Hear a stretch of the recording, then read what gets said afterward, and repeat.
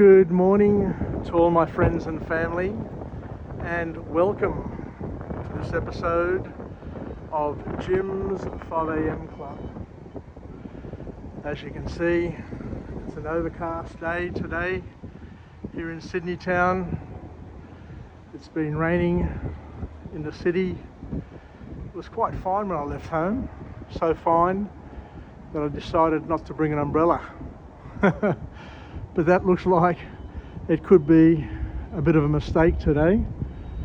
But those clouds out there look really, really thick. We're just waiting on a ship to come and dock up here at the overseas passenger terminal. And you can probably just see it edging around the front of our beautiful icon, the Sydney Opera House, which had its 50th anniversary this year, and it will slowly edge itself and its way over here and dock up, and hopefully I can get it and use it as a backdrop, because today what I want to do is I want to continue along my merry way and deliver yet another episode in my sub-series, my special tribute sub-series to Anthony Robbins, entitled All That I've Learned from Anthony Robbins Over the Years. So what I want to do today especially is just focus on a topic, a very interesting topic, where we have a look at a subject called priming, and how priming influences us, how priming affects us, inspires us, depresses us, makes us anxious, depending on how you use priming, how much aware you are of priming, and how effective your priming is. Because Anthony Robbins at the recent UPW made a very interesting statement, something that I don't know that everybody picked up on. But he said that 75% to 80%, if not more, of your thoughts are primed by others and your environment. So let's just focus on that for a little while and see where it leads us, because 85% or 80% or 70%, the vast majority of all the thoughts that we have, according to the big man Anthony Robbins and to scientific research, are influenced significantly by our environment. And when we talk about environment, what we mean is the people we hang out with, the sources of information that we tap into, the blogs, the vlogs, the television channels, the news media that we tap into are going to influence in many ways the thoughts that we have, and they're going to prime us and steer us in a particular direction, mostly without us even knowing about it. But the scary thing that Anthony Robbins talks about, the thing that really hit me, is where he says that negative bias is in everybody's brain, and it's there for our survival. It's linked to our survival mode.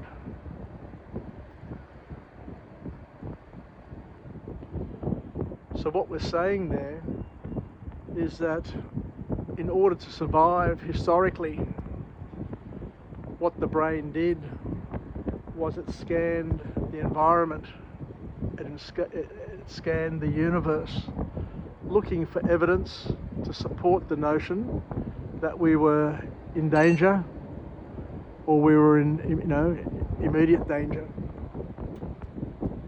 So what we're saying here is that we're wired for negativity. We're naturally wired for negativity, and the brain's reticular activating system will scour the environment and the universe, searching to prove our hypothesis in terms of what we think. And if you're a pessimistic person, if you are a negative person, if you are a mismatcher, then what you're going to be doing is you're going to be gathering ample evidence to support your thoughts, your feelings, and your view of the world, your worldview. And that's why we have lots of conspiracy theorists that are, popping up left, right, and centre all over the place, because of this fact that there is a priming exercise happening all the time. We're constantly being primed ever since we come into the world, ever since we're born. Our parents prime us, our grandparents, our uncles, our aunts, our friends, our family, our schoolmates, our teachers, the cartoons that we watch, the movies, the series, the television programs, the theatre that we watch, the games that we play, the nursery rhymes that we hear. All of those are expressions of priming. What I'll do is I'll just head down here to get out of the rain, because with that ship coming in from the east, I can also see the cloud of rain all around it. Can you imagine paying thousands and thousands of dollars to come and visit Sydney and to sail into Sydney Harbour on a day like today? That is absolutely miserable. Anyway, I think I'm okay over here. So let's just expand a little bit on this whole priming exercise and the priming discussion that we've initiated with the help of Anthony Robbins being the leader of this discussion. So what priming is basically where we make generalizations about certain things, and then we take that shortcut, that lazy shortcut, that lazy generalization, and we apply it to all and sundry. We make generalizations about gender, about race, about colour, about religion, and all of these things. But what makes priming even more powerful is the fact that we have priming stacking, where we stack our generalizations and we stack all the priming that we do, or should I say that others do to us. So all the negatives that other people have, all the fears that other people have, tend to get stacked together, one on top of the other, like Sarah Lee. They stack all the negatives together to turn a ripple into a wave, and then that wave becomes potentially a tsunami of negativity. So we need to understand that we need to take control, where possible, of this priming that's happening, this negative priming, this negative stacking that is happening in our world, because we are ultimately, with God's help of course, the conductors of our own symphony orchestra. So you can have beautiful music, or you can be the conductor of a cacophony, an orchestra which delivers bad music, uncoordinated music, painful to the ear music. And to understand, and this is a very, very important point that the big man makes, Anthony Robbins, that most of the thoughts that we have are not our thoughts. Most of the thoughts that we have been primed and given to us by somebody else that we don't really appreciate in terms of how that impact and now how that effect has come about. So what happens, according to Anthony Robbins, is that all people have fears, and the vast majority of those fears are irrational fears, are fears that are just a figment of one's imagination, fears that have just been made up by other people, fears that are not real. They're, as I said, imagined fears. They're irrational fears. And if you just had a journal and wrote down all the fears that you had yourself, plus all the fears that you had inherited from your parents, your grandparents, your religion, your culture, your friends, your family, your teachers, your workmates, the news, the media, social media, and all of that, then you'd realise very, very quickly that a lot of that is fake and false. But once you get all those fears that you've received either through your own experiences, those generalisations, or experiences that you've inherited from other people, their fears, what happens is you start stacking them one on top of the other, and you start stacking generalisations one on top of the other, and you create mega generalisations, not based on evidence, but just based on other people's feelings. So what we mustn't do, according to Anthony Robbins, is to live our life in fear, but more importantly, not to live our life with others' fake fears, the other BS fears that other people have inherited and pass on through their language, through their body language, through their communication style. Because what's happening is that there is a constant priming episode happening in people's life, and somehow things get triggered. So you may not be aware of it, but things trigger us. Things trigger you, things trigger me, where we start to feel anxious, we start to feel depressed, and we don't know why that happens. But Anthony Robbins says that a lot of this is happening in our subconscious.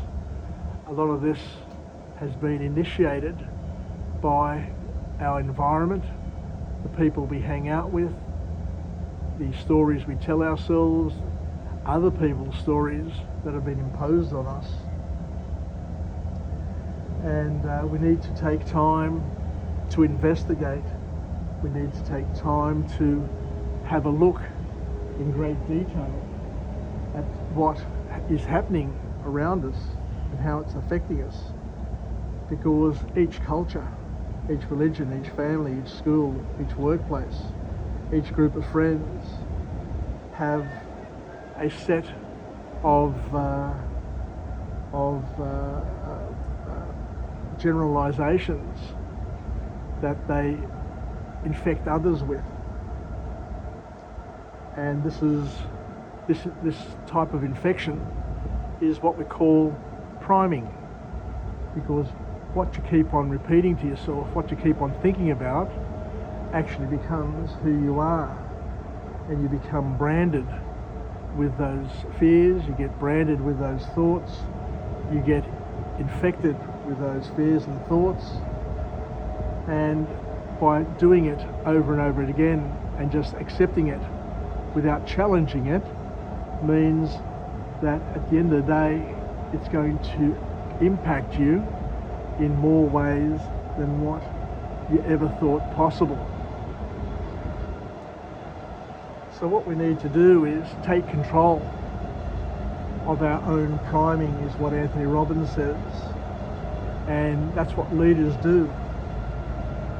They prime themselves, they select what they're going to prime themselves with, and they negate the priming that is imposed on them from their environments, and they take charge of their priming on a daily basis, because what you focus on becomes where your energy flows.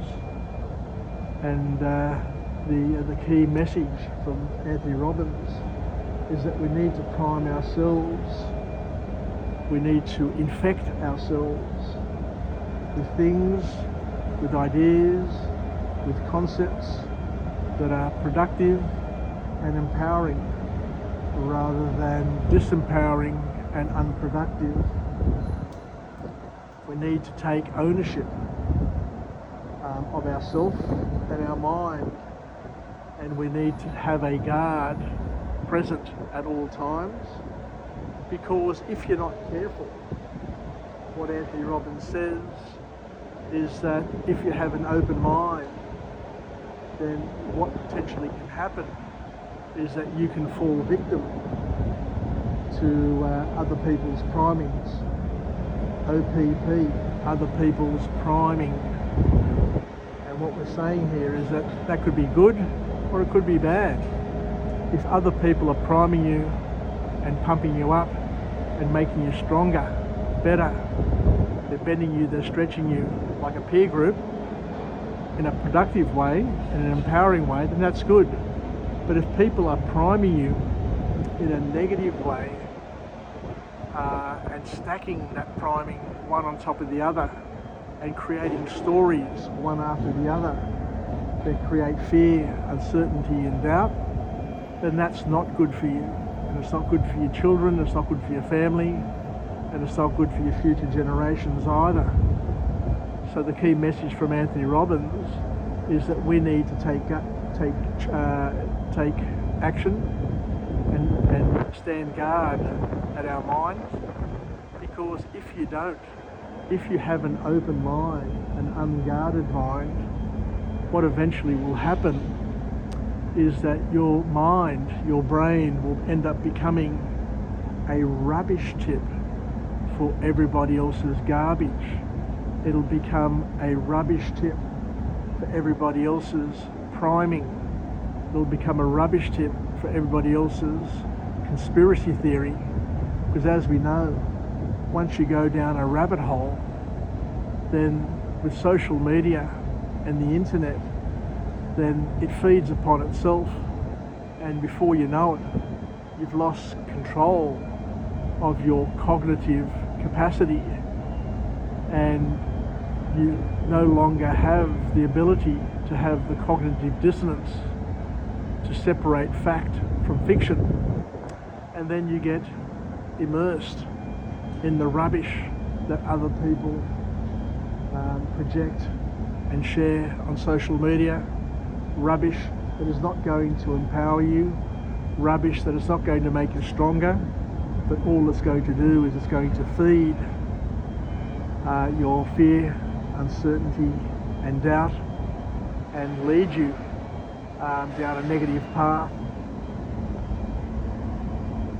So it's important, once again, to be surrounded by peers, and as Anthony Robbins says, love your family, love your friends, but your family and friends are usually not the people who are going to help you grow and develop and become the person you need to be. You need peers to support you and family to support you, but more importantly, you need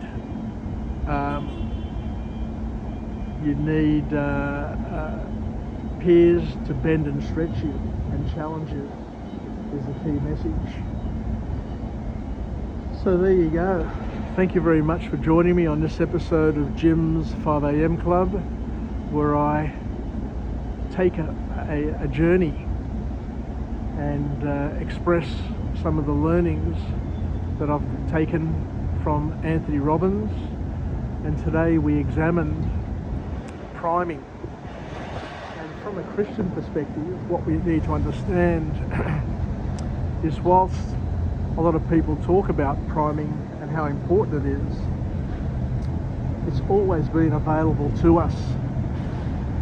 The Greek Orthodox Church encourages people to prime themselves in the morning and throughout the day. And the way you prime yourself from a Christian perspective is through prayer, through having a relationship with God, with expressing gratitude, with confessing the things that make you uncomfortable and unhappy, and being relieved of the burden of the things that are causing you grief.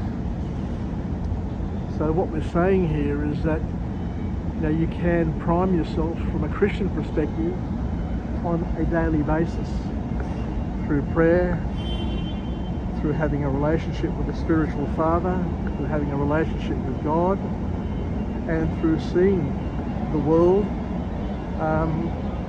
through the lens of love and forgiveness, and to not foster hate, and to appreciate that the world is changing all the time, but to trust in God's providence that it's all going to be for our benefit eventually. As long as we trust God and do the things that are God pleasing, then our life is going to be worth living. Anyway, I think I'll head off now. Time to go to work on this wet old Sydney spring morning.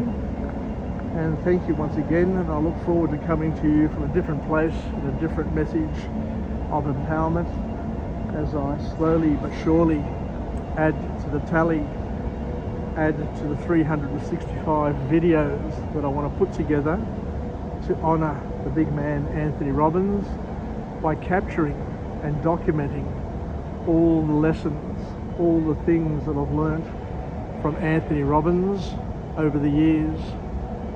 Anyway, the ship has pulled in, is almost completely docked up, and what I'll do is I'll head off and come back another time to have another chat and see what we can learn, what we can incorporate into our inventory of life hacks that we can use to live a better life.